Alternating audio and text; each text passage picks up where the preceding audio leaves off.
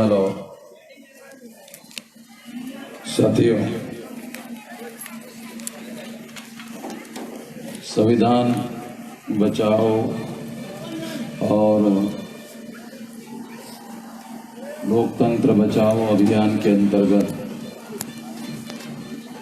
आज 13 तारीख को बाबा साहब अम्बेडकर का 128वां जन्मदिन मनाया जा रहा है। 11 तारीख को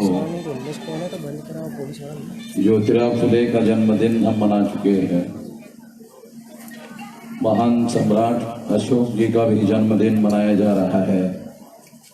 साथियों, बहुत सारे हम लोग कार्यक्रम मना रहे हैं। ये सारे कार्यक्रमों को मनाने के पीछे हम सब लोगों का एक मकसद है कि हम लोगों को जागृत करने का काम करें, संगठित करने का काम करें। साथियों, आज संविधान बचाओ लोकतंत्र बचाओ का जो अभियान चल रहा है, उसके अंतर्गत हम लोगों को ये बताया जा रहा है, ये समझाया जा रहा है कि संविधान खतरे में है और लोकतंत्र भी खतरे में है। तो जो लोग हमें बता रहे हैं संविधान खतरे में है, लोकतंत्र खतरे में है, तो ये बात हैरान करने वाली बात लगती है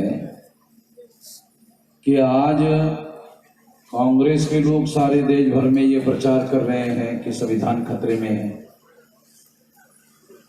26 जनवरी 1950 को जब संविधान लागू हुआ,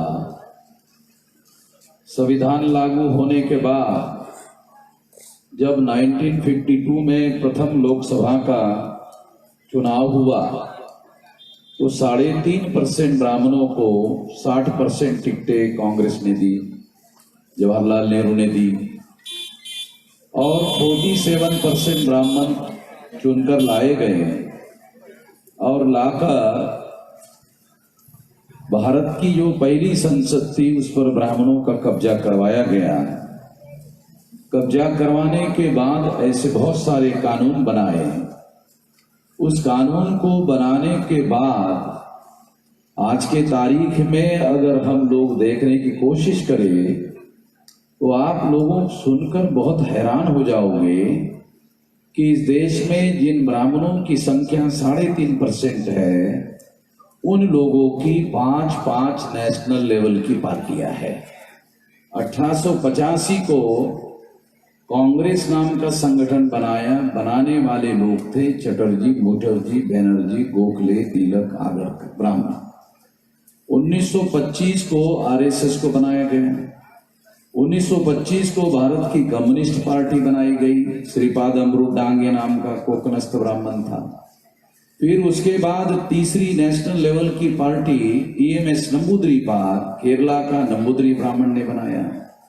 चौथी भारतीय जनता पार्टी 1980 में पंडित अटल बिहारी वाजपेयी ने बनाई, जो नॉर्थ इंडिया का ब्राह्मण थे। और 5वीं नेशनल लेवल की पार्टी तृणमूल कांग्रेस, ममता बनर्जी बंगाली ब्राह्मण है, उसने बनाई। तो आज 5 नेशनल लेवल की पार्टियां अकेले ब्राह्मणों की है, जिनकी संख्या 3.5%।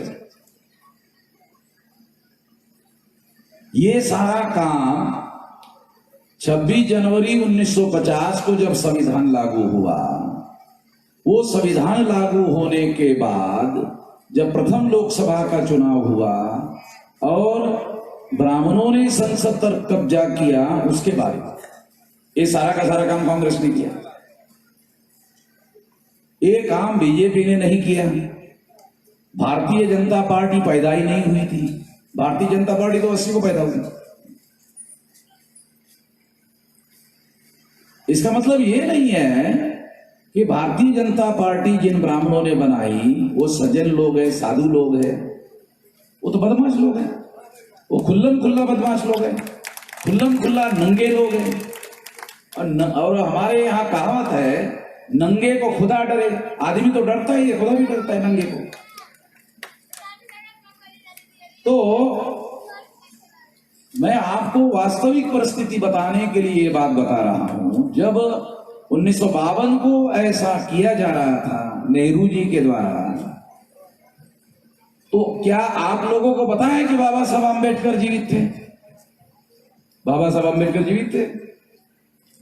और बाबा साहब आम्बेडकर जीवित थे तो बाबा साहब आम्बेडकर ने क्या कहा था जानते हो? जब नेहरू जी ऐसा कह रहे थे, कर रहे थे, तो बाबा साहब आम्बेडकर ने कहा कि ब्राह्मणवाद और लोकतंत्र को नेहरू जी साथ साथ चला रहे हैं, इससे संविधान और लोकतंत्र दोनों खतरे में पड़ जाएगा।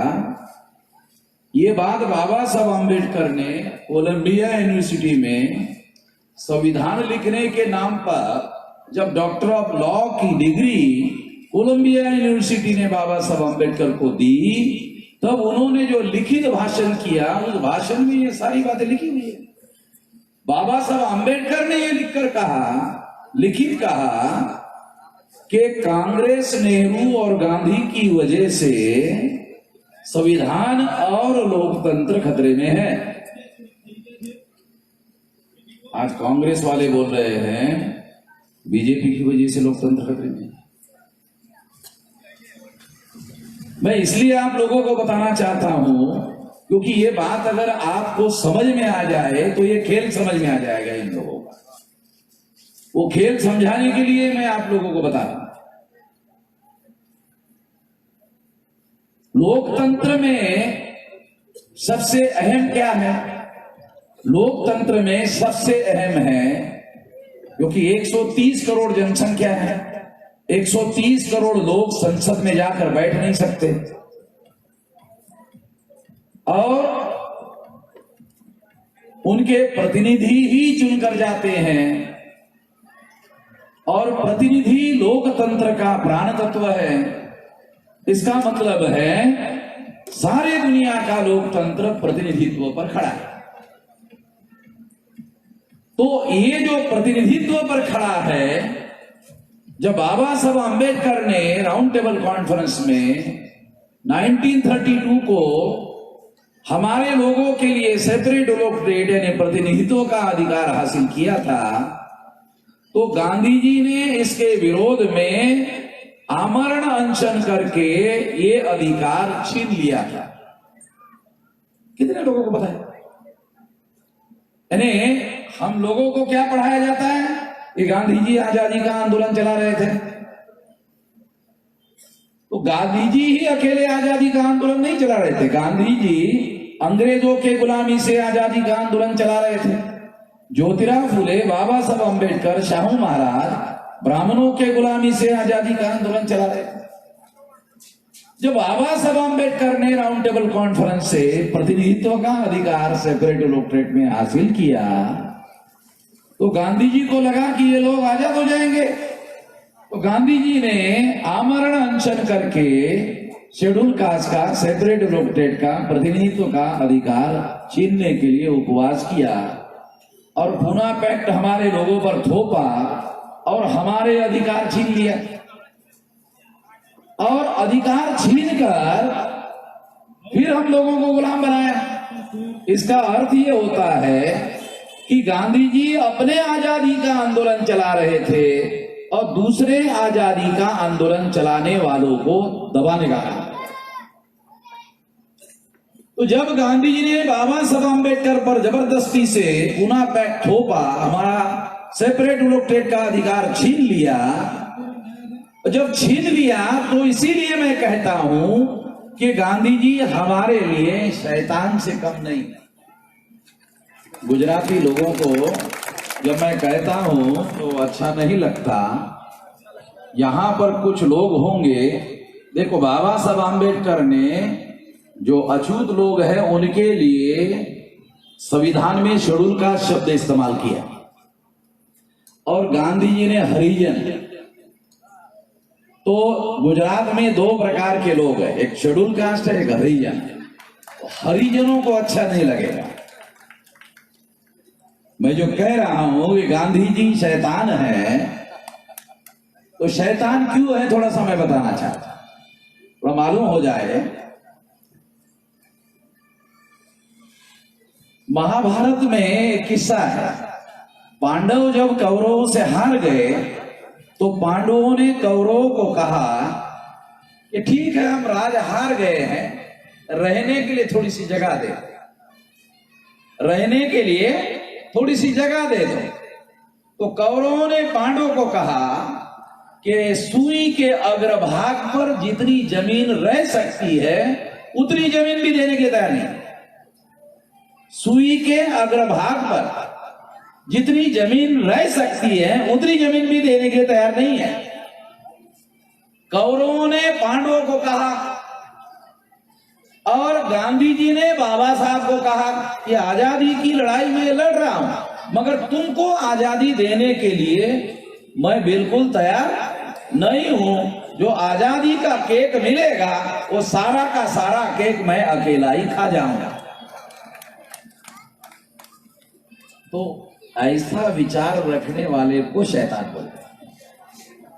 आपको समझ में आ जाए इसलिए बता रहा कि शैतान किसको बोलते हैं। बहुत बार घर के अंदर दो बच्चे होते हैं और दो भाई सगे होते हैं, छोटे बड़े थोड़े।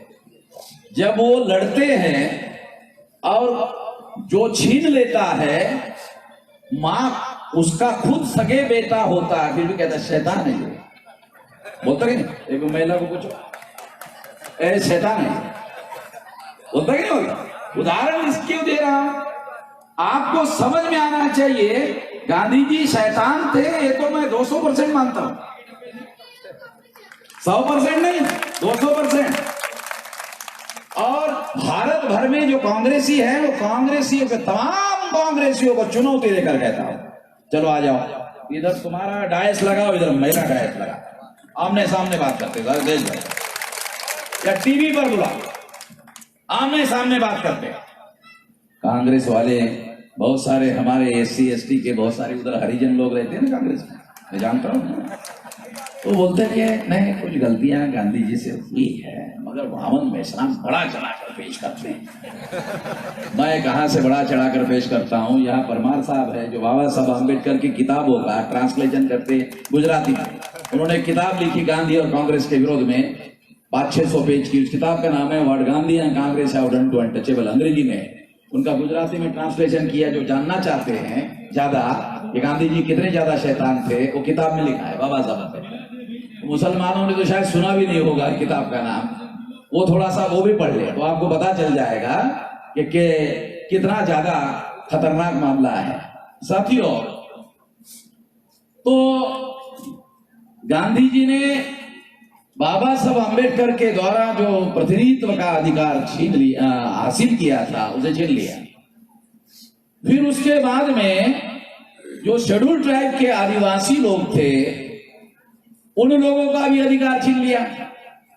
आज शेड्यूल कास्ट और शेड्यूल ट्राइब के 31%, 131 मेंबर पार्लियामेंट में है, एक भी आदमी नहीं बोलता। मुसलमानों के तो केवल 22 है, SC ST के 131 है, एक भी आदमी नहीं बोलता पार्लियामेंट में। क्यों नहीं बोलता जानते हो? क्योंकि कांग्रेस और बीजेपी इनको टिकट देने के पहले जांच पड़ताल करते हैं और उसको टिकट देने के पहले खस्सी करते हैं, खस्सी करने के बाद टिकट देते हैं, ये सोचकर अब ये खस्सी हो गया है, अब ये कुछ करने लायक नहीं रहा है, इसलिए अब इसको टिकट दे दिया जाए। तो 131 मेंबर पार्लियामेंट है शेड्यूल कास्ट शेड्यूल ट्राइब के, कुछ करने की तो छोड़ो, बोलने की भी औकात नहीं। 131 मेंबर पार्लियामेंट है और 1250 से ज्यादा MLA। मुसलमानों के तो केवल 22 है। उसके बाद है 52% OBC के लोग। जब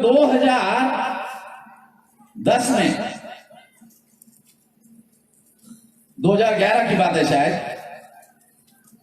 गिनती करने का मामला आया OBC की जाति आधार गिनती का। जानवरों की गिनती हो रही थी उस समय 8.5 मुख्यमंत्री ओबीसी के थे। अब आप सोचते होंगे या तो 8 कहो या तो 9 कहो भाई, 8.5 मुख्यमंत्री समझ में नहीं आता। 8.5 का मतलब यह है कि जो आधा बताया मैंने वो डिप्टी सीएम आधा ही होता है भाई, पूरा थोड़ी होता है। इसलिए गिनती में गलती ना हो इसलिए 8.5 बोल रहा। तो 8.5 मुख्यमंत्री ओबीसी के थे। उन्होंने प्रधानमंत्री को चिट्ठी नहीं लिखा, प्लानिंग कमीशन को चिट्ठी नहीं लिखा, सेंसस कमिश्नर को चिट्ठी नहीं लिखा, अखबार वालों को बयान नहीं दिया। जिस मंत्रिमंडल के वो मुखिया होते हैं उसमें अपना कागज में रिजोल्यूशन तक पास नहीं किया कि भाई इस देश में जानवरों की गिनती होती है मगर ओबीसी की गिनती नहीं होती है, हिजड़ों की गिनती होती है मगर पिछड़ों की गिनती नहीं होती है, होनी चाहिए, ऐसा रेजोल्यूशन तक पास नहीं किया जिन मुख्यमंत्रियों ने। इसका मतलब ये है ये जितने मुख्यमंत्री थे ये केवल सारे के सारे नॉमिनेटेड मुख्यमंत्री। नॉमिनेटेड बाबा साहब अम्बेडकर ने इस्तेमाल किया हुआ शब्द है अंग्रेजी का, नॉमिनेटेड। नॉमिनेटेड का क्या मतलब है?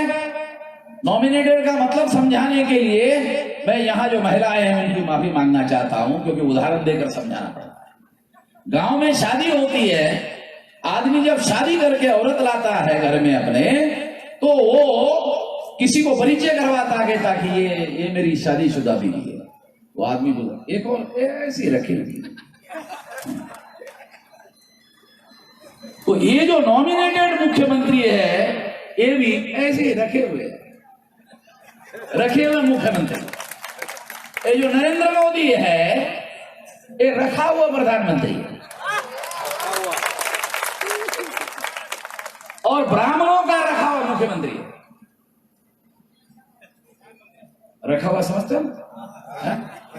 गुजराती भाषा में भी मैं बोल सकता हूं मगर आप समझदार लोग। सवाल मेरे बोलने का नहीं है, सवाल आपके भेजे में समझने का है। मैं तो समझ चुका हूं, मेरे अकेले के समझने से काम नहीं चलेगा, आपके भी समझने की जरूरत है। तो ये जो हमारे बैकवर्ड क्लासेस के एससी और एसटी छोड़कर, क्योंकि एससी और एसटी के लिए तो संविधान ने 330, 332, 334 लिखा हुआ है। ओबीसी के लिए किसी संविधान में लिखा हुआ नहीं है, क्योंकि जब संविधान का चुनाव हो रहा था तो 46 में गांधी जी जीवित थे। एक भी ओबीसी के आदमी को गांधी जी ने टिकट नहीं दिया, एक भी ओबीसी के आदमी को। और जब नहीं दिया उनके पिछवाड़े को लात मारा, फिर भी बैकवर्ड क्लासेस के जो लोग हैं गांधी जी की जय, गांधी जी की जय, गांधी जी की जय कहते रहते हैं। तो लोग सोचते हैं भाई जिनके पिछवाड़े पे लात मारा फिर भी मारने वाले का जय कर रहे हो, ऐसे आदमी तो धरती पर नहीं मिल सकते। ऐसे आदमी शायद चंद्रमा पर निवास करते हैं, क्योंकि जिनके पिछवाड़े में लात मारी जा रही हो मारने वाले का जय जयकार कर रहे होते हैं। अजीब किस्म के लोग हैं भाई। मगर बैकवर्ड क्लासेस के जो 52% लोग हैं उनके साथ ये धोखाधड़ी हुई और उनको संविधान सभा में गांधी जी ने एक भी टिकट नहीं दिया, एक भी टिकट नहीं दिया। फिर अभी schedule caste, schedule tribe, OBC हो गया, इनकी संख्या 74.5% है। अभी माइनॉरिटी रही, माइनॉरिटी में सबसे बड़ी माइनॉरिटी मुसलमानों में अभी आज के तारीख में 22 लोग हैं, कम से कम 86 होने चाहिए, 22 है। और वो 22 भी संख्या है, एक भी मुसलमान नहीं बोलता है। अब सबसे बड़ा नाम ले लो कांग्रेस का, गुलाम नबी आजाद। वो गुलाम भी है आजाद भी है, मुझे तो समझ में नहीं आता दोनों कैसे, मगर है। मैंने कभी गुलाम नबी आजाद को मुसलमानों के ऊपर होने वाले अन्याय के बारे में बोलते हुए मैंने कभी नहीं सुना, एक बार भी नहीं सुना। मैंने मुसलमानों को पूछा यार गुलाम नबी आजाद तुम्हारा नेता एक भी बार बोलता नहीं है तुम्हारे ऊपर होने वाले। तो मुसलमानों ने हमारा क्या नेता, मुसलमानों ने मुझे हमारा क्या नेता है, तो कांग्रेस का है। अच्छा कांग्रेस का है, मुसलमानों का नहीं, मुसलमान का है, मुसलमानों का नहीं, मुसलमान का है, मुसलमानों का नहीं। तो समस्या है एससी, एसटी, ओबीसी और माइनॉरिटी के लोगों को भारत के लोकतंत्र में रिप्रेजेंटेशन नहीं है। अगर भारत के लोकतंत्र में रिप्रेजेंटेशन नहीं है तो फिर रहते 15%। 15% में एक ब्राह्मण है, एक क्षत्रिय है, एक वैश्य है। क्षत्रिय 6% है, 5.5% वैश्य है, तो 6 और 5.5 11.5, तो 11.5 वालों की एक भी पार्टी नहीं, क्षत्रिय की एक भी पार्टी नहीं, वैश्य की एक भी पार्टी नहीं। क्षत्रियों को कांग्रेस को टिकट मांगनी पड़ती है, वैश्यों को कांग्रेस को और उनको टिकट मांगनी पड़ती है, यानी उनकी एक भी पार्टी नहीं है। केवल ब्राह्मणों की इस देश में पार्टी है, बाकी किसी की कोई पार्टी नहीं। तो इसका मतलब है केवल ब्राह्मण किसी को टिकट नहीं मांगते, 3.5% किसी को टिकट नहीं मांगते, बाकी सारे के सारे लोग टिकट मांगने वाले। तो मांगने वाले को हमारे महाराष्ट्र में भिखारी कहते हैं। आपके गुजरात में क्या कहते हैं? अच्छा, आपके गुजरात में भी भिखारी कहते हैं। गुजरात महाराष्ट्र लगा ही है, कोई खास फर्क नहीं। और जो भिखारी होता है वो खुद ही मांगने वाला होता है, जो खुद मांगने वाला होता है वो देने वाला नहीं होता है। तो हमारी समस्या का समाधान कैसे करें? हम लोग भिखारियों को अपना नेता मानते हैं। बड़े अजीब किस्म के लोग हैं हम भी, भिखारियों को अपना नेता मानते हैं। एक बार शेड्यूल कास्ट के लोग मुझे गुजरात में आकर मिलने लगे और एक शेड्यूल कास्ट का आदमी बीजेपी के नरेंद्र मोदी के मंत्रिमंडल में समाज कल्याण मंत्री था। परमार साहब, क्या नाम था उसका? फकीर भाई। फकीर भाई कहा कि फकीर भाई ये बात गए और हमने ये बात उनको कही, हमारी बात क्यों नहीं मान रहे हो? उनका तुम तो तुम्हारी बात नहीं मानते। उन्होंने कहा कि इस्तीफा दे दो। कहा कि तुमने थोड़ी चुन कर दिया इसलिए इस्तीफा दे दूं। लोग मेरे पास आए कह रहे कि हमने तो फकीर भाई को ऐसा कहा। मैंने उनको कहा, हमारे शेड्यूल कास्ट के लोग कहा तुम्हारी गलती कैसी? तुम फकीर के पास गए, सारा फकीर खुद ही लेता है और देता नहीं है। तुम नालायक, तुम खुद ही फकीर के पास गए। अभी वो फकीर खुद ही लेता है, तुम फकीर के पास मांगने के लिए गए। तुम्हारे जैसे नालायक लोग सोचने की बात है, जिनके दिमाग में सोच नहीं होता वो लोग कोई दुनिया में परिवर्तन नहीं कर सकते। विचार चाहिए परिवर्तन करने के लिए। कॉलर पकड़कर किसी को परिवर्तन थोड़ी किया जा सकता। विचारधारा के आधार पर लोगों को परिवर्तित किया जा सकता है। इसलिए ये परिवर्तन करने की जरूरत है। तो मैं आपको एक मौलिक बात समझा रहा था, शेड्यूल कास्ट को लोकतंत्र में रिप्रेजेंटेशन नहीं है, शेड्यूल ट्राइब को रियल रिप्रेजेंटेशन नहीं है, ओबीसी को रियल रिप्रेजेंटेशन नहीं है, माइनॉरिटी को रियल रिप्रेजेंटेशन नहीं है, क्षत्रियो को रियल रिप्रेजेंटेशन नहीं है, वैश्य को रियल रिप्रेजेंटेशन नहीं है। इस देश में केवल 3.5% ब्राह्मणों को रियल रिप्रेजेंटेशन है, बाकी किसी को भी रियल रिप्रेजेंटेशन नहीं है। ये सारा का सारा परिणाम आजादी के बाद जो जवाहरलाल नेहरू और कांग्रेस ने जो राजनीति खेलने का काम किया उसके बदौलत ऐसा हुआ। मेरे पास जो डॉक्यूमेंट्री एविडेंस है उसके अनुसार बता रहा हूं कि गांधी नेहरू ने कभी भी संविधान बनाया जाना चाहिए ऐसी कभी कोई मांग नहीं की। संविधान बनाना चाहिए अंग्रेजों को कहा, बैरिस्टर जीना ने कहा, मोहम्मद अली जिन्ना ने कहा, बाबा साहब आम्बेडकर ने कहा कि अंग्रेज भारत छोड़कर जाने के पहले संविधान लिखकर होना चाहिए, संविधान लिखाना चाहिए और उसके बाद भारत छोड़कर के अंग्रेजों को जाना चाहिए। गांधी जी क्या करते थे? गांधी जी कहते थे अंग्रेजों को तुम जाओ जाओ, हम अपना देख लें, तुम जाओ हम अपना देख लें। बाबा साहब अम्बेडकर कहते थे कि ये जो गांधी जी कह रहे हैं तुम जाओ हम देख लेंगे, तो ये देख लेंगे का मतलब समझते हो? मनुस्मृति लागू कर देना। ये देख लेंगे जो है ये मनुस्मृति लागू कर देंगे। तो बाबा साहब अम्बेडकर और मोहम्मद अली जिन्ना के आग्रह की वजह से भारत में संविधान लागू हुआ। बहुत सारे मुसलमान भी मोहम्मद अली जिन्ना को विलन मानते हैं, कांग्रेस वाले तो मानते हैं, मगर मैं ऐसा मानता हूं, मैं मेरे पास डॉक्यूमेंट्री एविडेंस है उसके आधार पर बात कर रहा हूं। साथियों, अगर लोकतंत्र में आज हमारे लोगों को रियल रिप्रेजेंटेशन नहीं है तो उसके लिए कांग्रेस जिम्मेदार है और कांग्रेस की वजह से लोकतंत्र खतरे में पड़ा। अगर लोकतंत्र मजबूत हो गया होता तो बीजेपी की दिल्ली में सत्ता आने के बाद भी अगर शेड्यूल कास्ट को, शेड्यूल ट्राइब को, बैकवर्ड क्लास को, माइनॉरिटी को रिप्रेजेंटेशन मिल गया होता और उसके बाद भी बीजेपी सेंटर में आती तो बीजेपी वालों से ईट से ईट बजा देते। कांग्रेस ने एससी एसटी ओबीसी माइनॉरिटी के लोगों को रिप्रेजेंटेशन से वंचित किया, कमजोर करने का काम किया, इस वजह से लोकतंत्र खतरे में पड़ा। बीजेपी तो बनी 1980 में, बीजेपी तो बनी 1980 में। 1952 में बीजेपी नहीं थी, जनसंघ था। कारपोरेटर के लिए आदमी खड़ा रखने के लिए नहीं मिलता था। कितने लोगों को पता है? जनसंघ को अगर कारपोरेटर का चुनाव लड़ना है तो आदमी नहीं मिलते थे। पढ़ना चाहिए भाई, थोड़ा सा, थोड़ी किताबें पढ़ना चाहिए, कोई हिस्ट्री पढ़नी चाहिए। मैं माइक पर बोल रहा हूं तो पहले डाटा छानबीन करता हूं, उसके बाद बोलता हूं, डॉक्यूमेंट्री एविडेंस रखता हूं, उसके बाद बोलता हूं। भारत भर में किसी की औकात नहीं है वामन मेश्राम माइक पर बोले उसका कोई सबूत मांगे। नरेंद्र मोदी को लोग सबूत मांग रहे, मुझे किसी ने सबूत नहीं मांगा आज तक। क्यों? लोगों को पता है वामन मेश्राम बोलता बाद में, सबूत पहले रखता है। सबूत ना मिले तो लंदन में जाके लाता है, क्योंकि ब्राह्मणों के सारे सबूत उधर अंग्रेजों के पास। जब मुझे बाबा साहब अम्बेडकर रेफर करने वाली मनुस्मृति नहीं मिल रही थी तो मैं लंदन गया, कहा कि मनुस्मृति चाहिए। कहा कि यहाँ तो नहीं है मगर ऑस्ट्रेलिया में। ऑस्ट्रेलिया में क्यों है? बोले वहां भी हमारे अंग्रेज है। मैं ऑस्ट्रेलिया से 200 साल पुरानी मनुस्मृति लाया जो बाबा साहब अम्बेडकर यूज करते थे। मेरे पास 200 साल पुरानी मनुस्मृति है।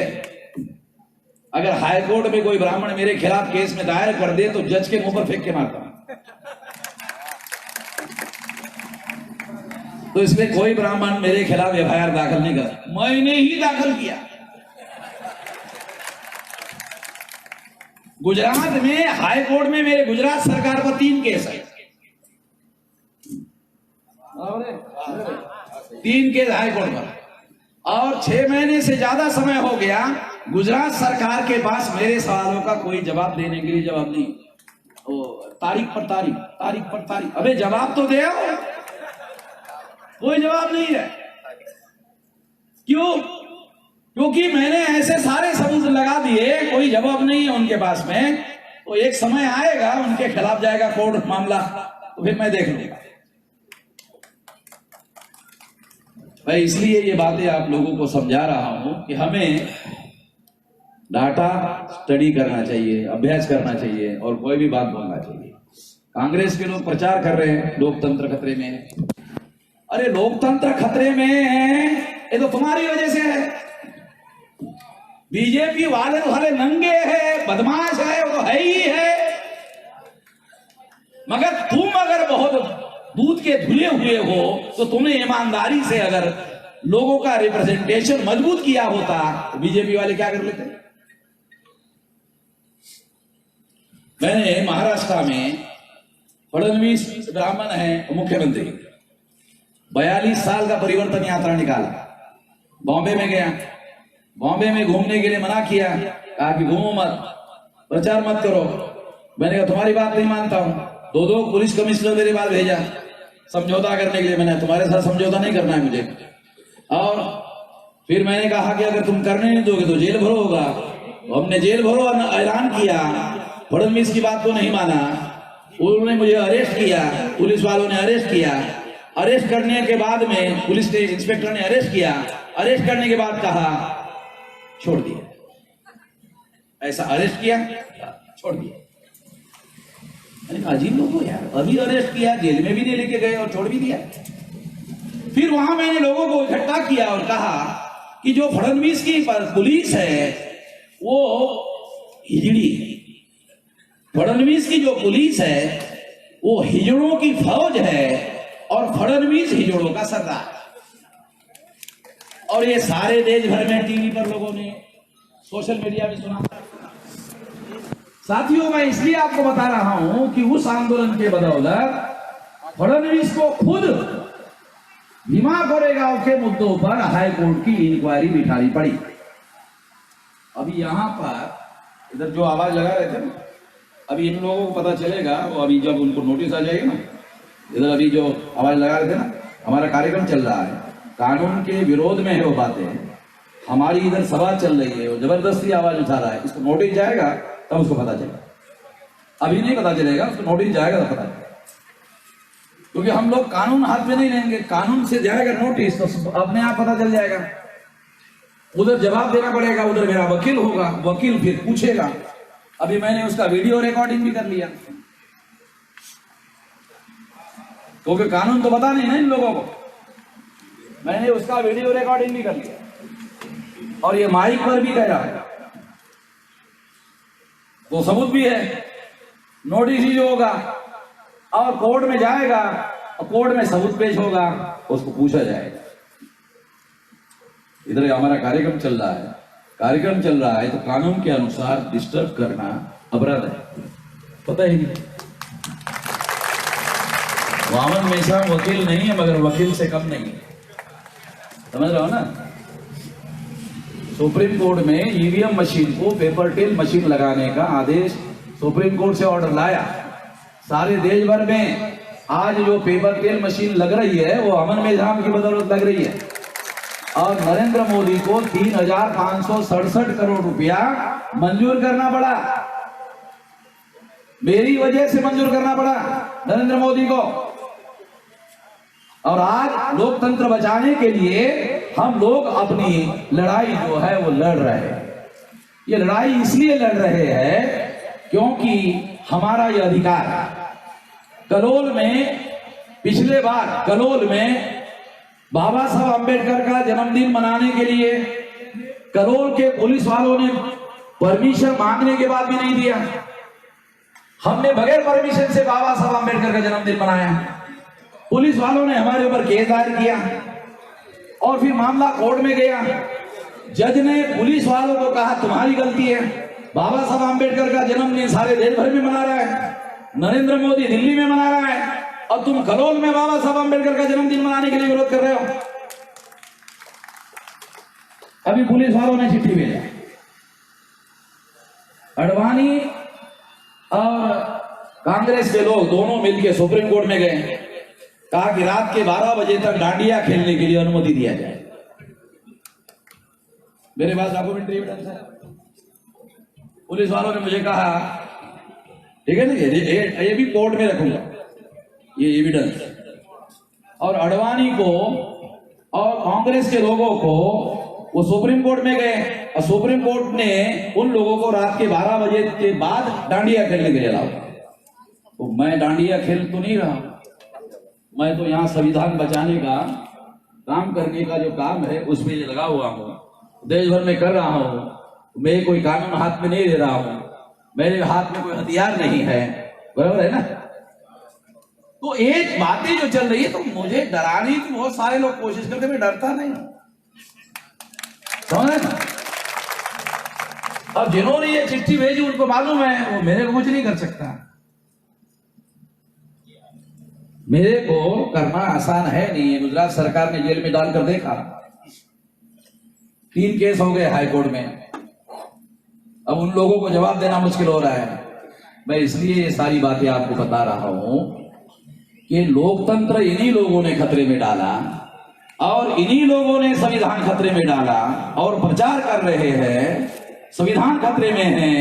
ये हमारे लोगों को डराना चाहते हैं, जैसे पहले मुसलमानों को डराकर वोट लेते थे वैसे SC ST OBC के जो अम्बेडकरवादी लोग हैं उनको डराना चाहते हैं और डराकर वोट लेना चाहते हैं। मैं आपको बताना चाहता हूं कि झारखंड में बीजेपी की सरकार है, वहां उन्होंने देशद्रोह के मेरे पास FIR दाखिल किया, मैं वहां गया, पुलिस वाले नहीं चाहते थे कि वहां गया, मैं वहां गया और वहां जाकर कहा कि तुमने मेरे ऊपर देशद्रोह का FIR दाखिल किया, तुम्हारे इस FIR पर और तुम्हारे ये सर्टिफिकेट बांटने के ऊपर तुम देशभक्त और देशद्रोही का जो सर्टिफिकेट बांट रहे हो, तुम्हारे इस सर्टिफिकेट पर मैं खड़े खड़े पेशाब करता हूं। तुम्हारे देशभक्ति बाबा साहब अंबेडकर के ऊपर भी तुम लोगों ने देशद्रोह और देशभक्ति के सर्टिफिकेट बांटने का काम किया था, अब तुम हम लोगों को भी ऐसा कर रहे हो, तो तुम्हारे देशभक्ति का और देशद्रोह का ये जो कर रहे हो, तुम्हारे सर्टिफिकेट पर मैं खड़े खड़े पेशाब करता हूं, वहां जाकर भी आया हूं। और उनके ऊपर भी कोर्ट में, हाई कोर्ट में 3 केस डाल दिया। अब उनकी भी मुश्किल है, क्योंकि मैं संविधान के दायरे में रहकर काम करता हूं। इसलिए साथियों, हम लोगों को ये लड़ाई लड़नी है। वो SC ST OBC के जो लोग हैं वो 2-3 हजार साल के मजलूम लोग हैं, और जो मुसलमान हैं वो आजाद भारत के मजलूम हैं, माइनॉरिटी के लोग आजाद भारत के मजलूम हैं। हम दोनों लोग मजलूम और मजलूम का इत्तेहाद कायम करेंगे, और कायम करके ये लड़ाई आने वाले समय में लड़ेंगे। इस लड़ाई में आप साथ सहयोग करोगे, इस आशा और विश्वास के साथ आपने मेरी बात ध्यान से सुनी, इसके लिए आभार, धन्यवाद। एक बात और, 27 अप्रैल को हम सारे देश भर में जेल भरो आंदोलन शुरू कर रहे हैं, क्योंकि पेपर ट्रेल मशीन से जो कागज बाहर निकलता है उसके लिए पीपल्स रिप्रेजेंटेटिव एक्ट में 56C और 56D ये जो मौलिक अधिकार का उल्लंघन करने वाला प्रावधान है, ये चेंज करने का काम चुनाव आयोग ने नहीं किया। उसके विरोध में सारे देश भर में जेल भरो आंदोलन किया जाएगा। आप लोग साथ सहयोग करोगे, इस आशा और विश्वास के साथ आपने मेरी बात ध्यान से सुनी, इसके लिए आभार, धन्यवाद।